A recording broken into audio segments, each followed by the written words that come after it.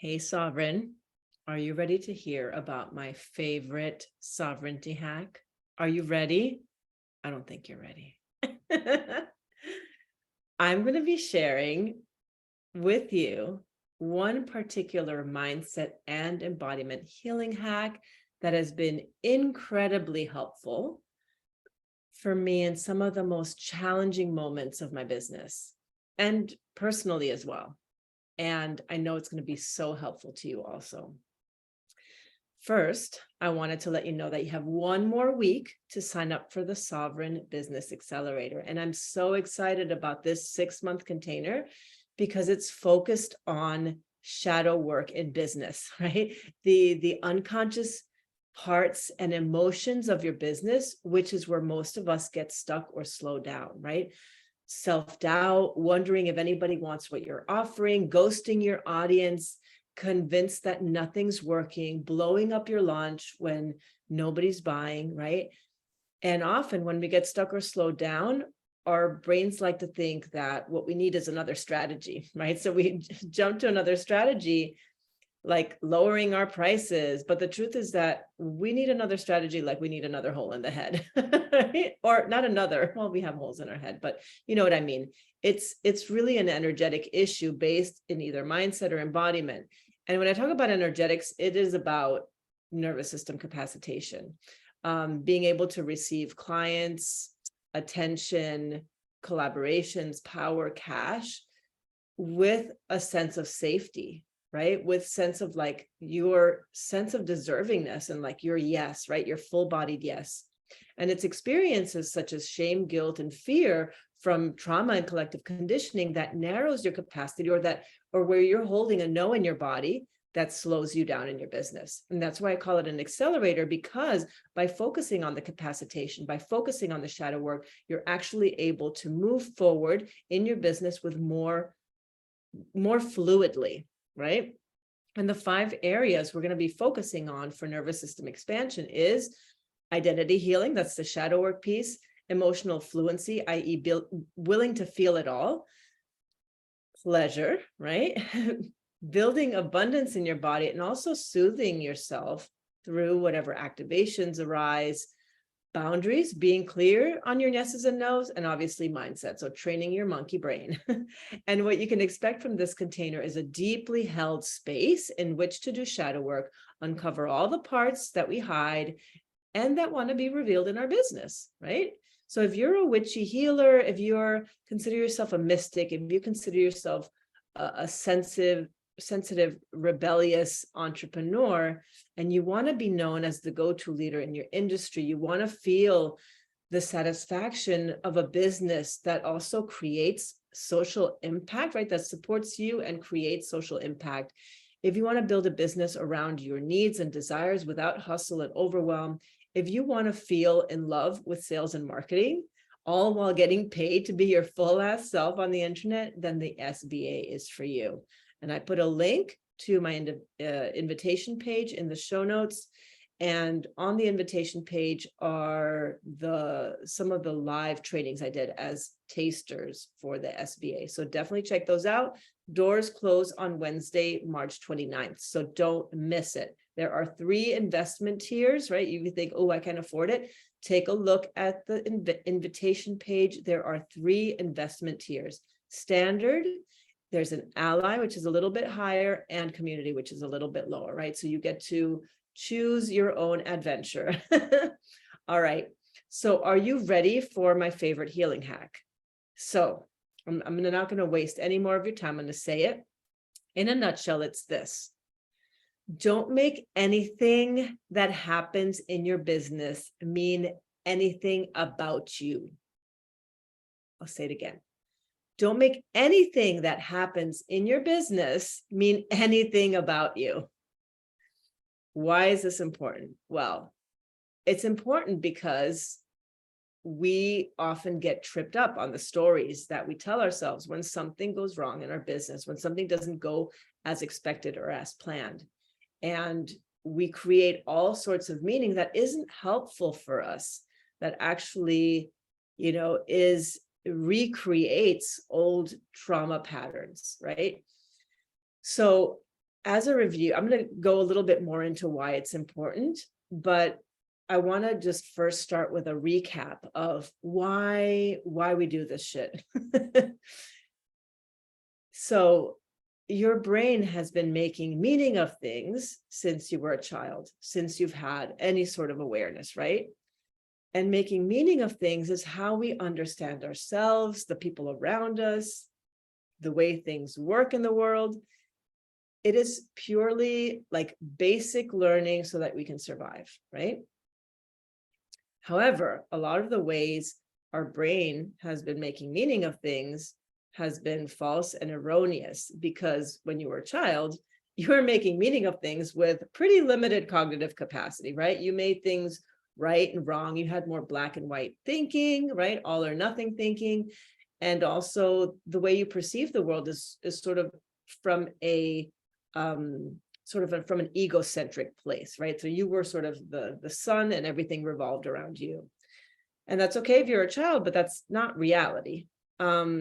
So with limited understanding of how the world worked, you also had critical belonging and dependency needs that also needed to be met. And so what ended up happening, right, what ends up happening for all of us is that you make meaning of things by personalizing a ton of stuff that isn't yours, right? You personalize how the culture of the systems we grow up in cause you to feel like you need to do things in order to get love or be loved, or you have to be different from who you are in order to get love, right? Just because being yourself as you are isn't enough. Or you personalize the ways your parents, for example, weren't able to show up for you emotionally, or the ways that they couldn't see you because they were so involved in their own drama and adult problems. Or you personalize the way your teachers were impatient and annoyed with you because they were burnt out, because they weren't getting paid enough, or because they were going through a divorce, or because they had too many students they were being asked to support.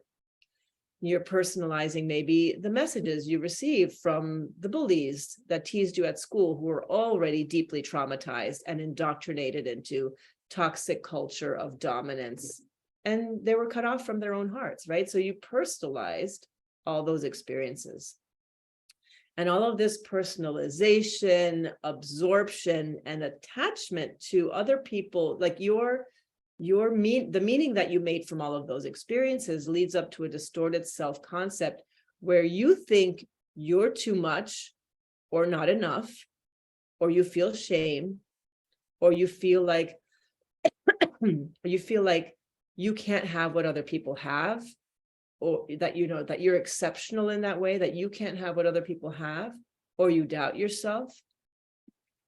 And when you sort of accumulate that over a lifetime, you stray so far from who you are, and you believe that if you show up fully as yourself, right, this is sort of how it sort of snowballs, and then you end up in a place where you feel like if you show up as yourself with your weird, freaky, oddball, shadowy, or vulnerable human parts, you'll be rejected, criticized, shamed, ostracized, hated, ridiculed, for example.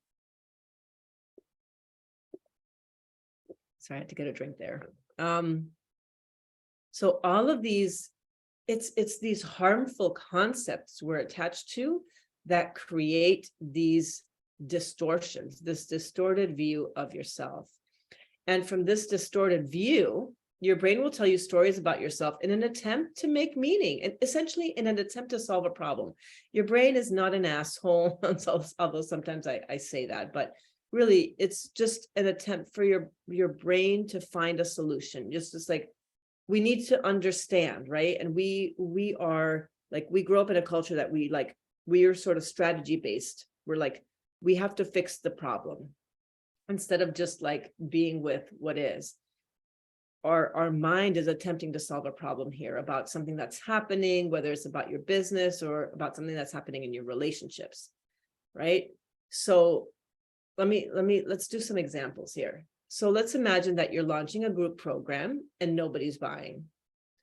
you have maybe like one person in there and you might tell yourself like, oh my God, people hate me.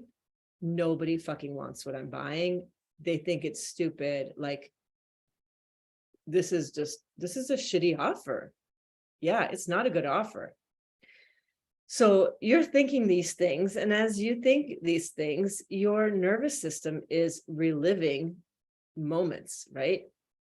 Maybe your body is sending these messages to your brain, right? Maybe you're having like a nervous system response, like a fear response, and your nervous system is sending all of this information to your brain, and your brain is just kind of like, okay, well, what's the story? How do we solve the problem to get our fear back down, right? Because we were in a fear response. We need to solve this. And maybe your brain is sending it to your body. I'm more of a body to brain kind of person rather than a top down, but how you process that information is individual to you. I'm not going to make one or the other wrong, but the question here is, what if you didn't make not having sold a single spot in the program mean anything about you? Like, what if it has nothing, like, it's not that it doesn't have anything to do with you, right? But it doesn't mean anything about you. It doesn't mean you're a failure, right? When you're not making, when you've, let's say a failed launch, right? Air quotes here. When you don't make a failed launch mean anything about you, what happens then is that space opens up for you to get curious about what you could have done differently. Could you have posted and reached out more? Maybe there's some issues around your messages that you could tweak, right? Could you have invited people more personally into sales calls? Could you have reached out to specific people in order to invite them in, right? So, for me, this happens a lot. Like, this kind of stuff happens a lot more in my personal relationships. I feel like in my business, I feel like I've gotten to a really good place about like not making anything mean anything about me. But even in my personal relationships, like, it's a little bit more challenging. But what happened recently? Yeah, somebody said, I was on a call with somebody, and they were basically like saying no to me about something. Oh no, I was messaging with somebody, and they were apologizing for having ghosted me, or they said they were ghosting me, and I didn't think of them as ghosting me. I didn't, when they didn't respond, or when the connection got cut off, or when the connection dropped rather, I didn't make it mean that they were avoiding me, and in my personal relationships, sometimes I can get into those spaces where it's like, I have someone in my life right now that I'm like, is she avoiding me? And so I'm about to reach out and ask, but I can, I'm really like, I can remind myself, I can bring myself back to that place where I'm like, I'm not going to make it mean anything about me. What if it doesn't mean anything about me? It probably doesn't, right? Like, she's busy, she's got kids and a relationship and all this kind of stuff going on. So I'm not going to make it mean anything about me. And I can like feel myself kind of like a little less anxious. Okay. So going to another example here. I'm just going to give lots of examples so that you sort of can get it. Another example is how much money you're making or not making in your business. So in 2021 was my gap year, right? Because I retired at the end of 2020 as a therapist. I was making six figures. And in 2021, like, I sold a lot. Like, I really focused on selling. I was selling lots of small offers. I was really practicing being relentless about my sales. And I didn't really make a lot of money that year. I made like a solid amount for a first year in business, right? And I made enough to sustain myself. But because I had made over six figures in the year prior, the dip in my income activated some shit for me, right? I was just like, there were moments where I noticed stories in my brain telling me that I was wrong for having shifted into coaching when I'd had a very stable job. Like, why did you do that? That was stupid. My brain was also telling me a story about not being a good business person because I couldn't sell like other people were selling, even though I knew that my services were amazing. And I could feel myself, like, even at times, like being like, well, maybe I'm not as good as other people. And I was like, no, that's not true. That's not true. Or you're not cut out for entrepreneurship. You can't keep this up. Right. And it's like, no. But when I decided to not make what I had not made in income anything about me, I was able to practice a healthy detachment between my lived reality and my sense of self. In other words, that sense of self, that's that unfuckwithable sovereignty, right? That place in you that is just like non-negotiable. So another example is when you get dumped by a client or by a partner, for that matter. Clients sometimes don't follow through on payments, or they ghost you, or maybe you're having a sales conversation with somebody and they don't follow up. Maybe they decide your services are too costly, or that there are reasons they decide not to invest. This may bring up a lot of stuff for you. And you might think that, I don't know, they don't like you, or that you're not a good coach. And so that's why they decided to stop paying you. Or maybe they don't think you're worthy of getting paid. Right? You can sort of maybe feel into how those stories, maybe there's other stories that might come up for you. But when you don't make it mean anything about you, it lets you be open to other possibilities. So maybe they truly forgot to pay you. Maybe they're super busy. Maybe they forgot to follow up. And maybe they would really appreciate you reaching out again. And when it comes to people not deciding to invest, but they've expressed interest in working with you and they have the money to do so, it's often a reflection of them not being willing to invest in themselves, right?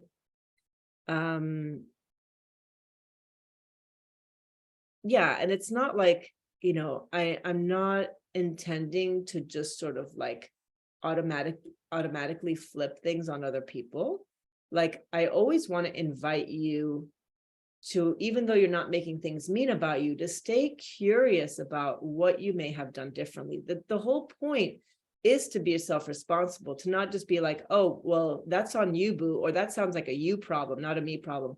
That's not what I'm saying here. It's really about separating the story from your inherent worth, okay, from your inherent awesomeness, goodness, if you want to call it goodness, although it's kind of binary. And in the example of a romantic partner, right, this can be more challenging to hold that space where you're not making something mean anything about you. It can be more challenging because there's more intimacy there. It goes deeper into some of our tender spots, right? We've opened up our hearts. And the same reasons apply. So people make decisions that are sometimes fear-based, protection-based, and that have absolutely nothing to do with your lovability, right? This is what I want you to remember. Like, not making other people's fear responses, fear behaviors mean anything about you. That's sort of the nuance that I'm wanting you to hold here. So personal example here. In 2022, I had lots of experiences of losing people, and it was challenging for me to lean into that place of not making it mean anything about me, while also examining where I was not fully in integrity with my own values. And so I was able to sort of disown the parts that weren't mine. So this is also like not making anything mean anything about you is a boundary. It is a boundary between the story and your inherent worth, lovability, right? Like your core, who you are as a person, your foundational personhood. And so what I love about this practice is that I got to remind myself, like in that year where I lost a lot of people, I got to remind myself over and over again, that, maybe it wasn't about me. And I got to lean into the experience, into the felt experience of the possibility that it wasn't about me. So what I want to emphasize here is that it's not just a mental practice. It's not something that you're just telling yourself to tell yourself. What you're doing is leaning into the possibility of the reality that something isn't about you, that you've made about you before, and that actually isn't about you. So you have to lean into the experience, the felt experience of the possibility, leaning into the freedom from the story and the emotions that accompany the story. So as you're leaning into the possibility of, well, what if it isn't about me? Or, yeah, what if I don't make this mean anything about me? And then you have to feel in your body what it's like if you don't make anything mean anything about you, if you don't make the situation mean anything about you. Okay, I'm going to say that again, because this is like a key aspect. This is where a lot of people don't get it, and you have to embody this thing, right? You have to feel the emotions when you're not making it mean anything about you. You have to feel that part. So I want you to also consider, right? We're using examples where, shit happens and you're making yourself wrong. You're having all these detrimental stories about you.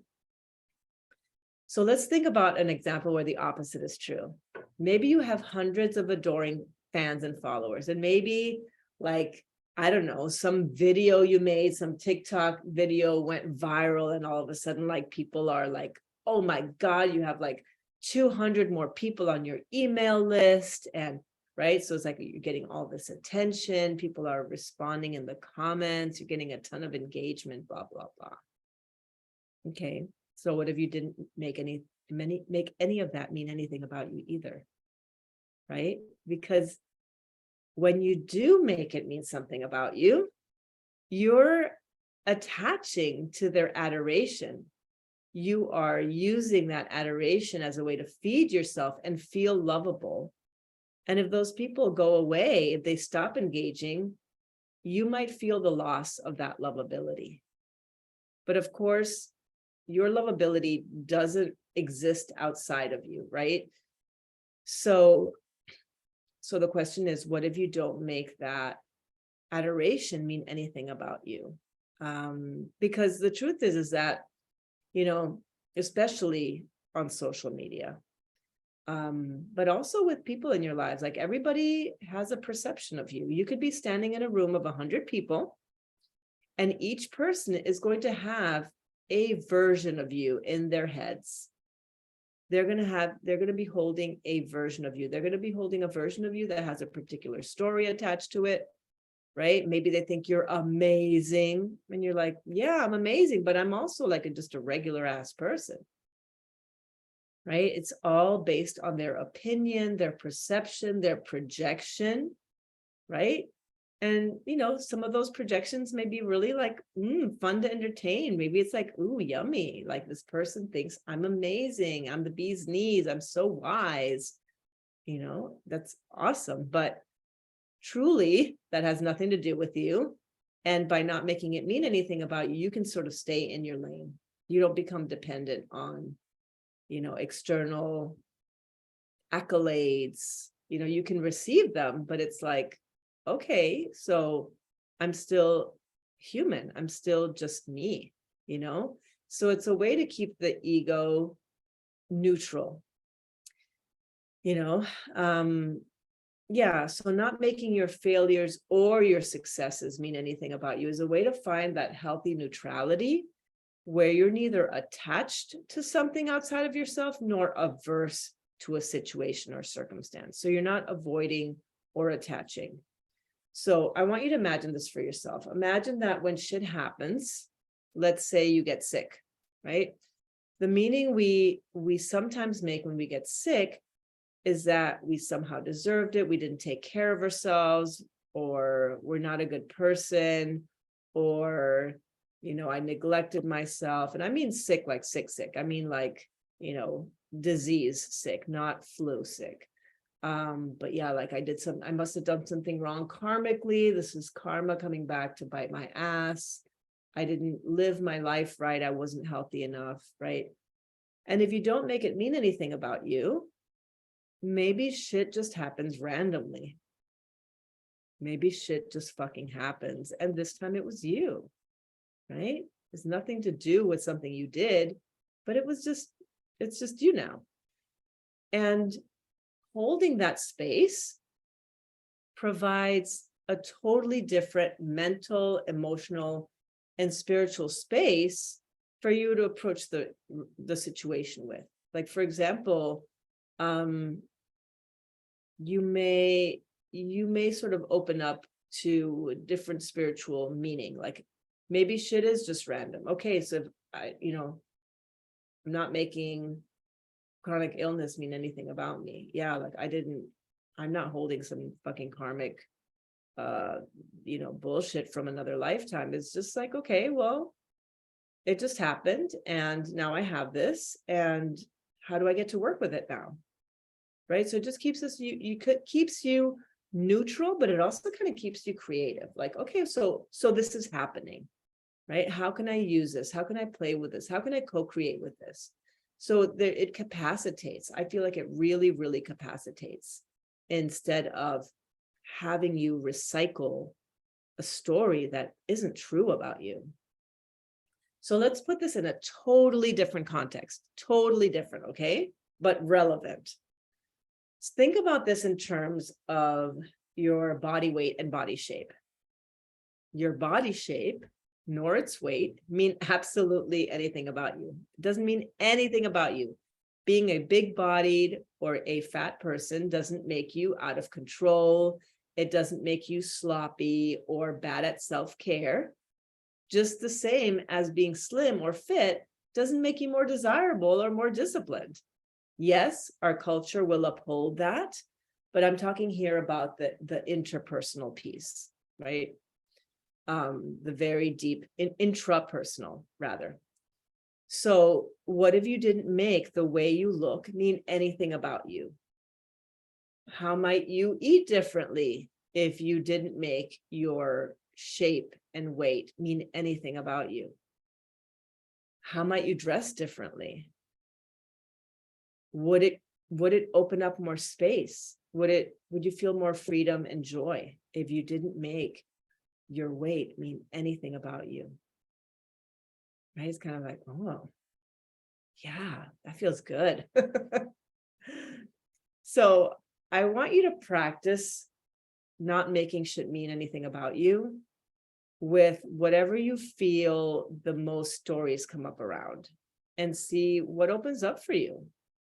I would love to hear what happens when you not only lean into the thought process, into sort of the mindset aspect of it, but the release of emotions that follows when the story is no longer attaching to the sensation, right? What you're doing here is you're decoupling two unrelated things that hold a charge, right? These two things have been associated because of our environment, right? Because of how we learned, what we learned from the world. We've made associations that are not based in reality, right? The fact that you are thin and fit, uncoupling that from you being a good person, right? Or being white and a good person, or whatever. Like, use it however way, be creative with it. You're decoupling or uncoupling two unrelated things, and those two things, when they're together, they hold a charge, right? There's an emotional experience. So when you decouple them, when you uncouple those two things, where does the emotional charge go? You have to release that through your body. You have to release that through your body. And sometimes what happens is that sensation comes up. You start to feel like, what I often call like the muck moving through your system, or you're feeling kind of sludgy, because there is real conditioning moving through your body. And on the days where you feel that, You want to be taking extra care of yourself. You want to be drinking lots of water. You want to be aware of like, oh yeah, I've got that mucky feeling, because you're in a decoupling or uncoupling process. Removing story from ego. This is critical work in life, in love, and in business. And you want to be supporting yourself through that by resting, by taking care of yourself, by just being really gentle on the days where you feel all that shit kind of moving through your system, and help it along, obviously, with water, movement, breath, right? Just moving a little slower in your life. Okay. So I want to hear how this goes for you. I want to hear your reactions, your responses. Please tag me on social media if you listen to this and you have like an aha moment. I want to hear it. All right. Love you so much. And I'll see you on the next episode.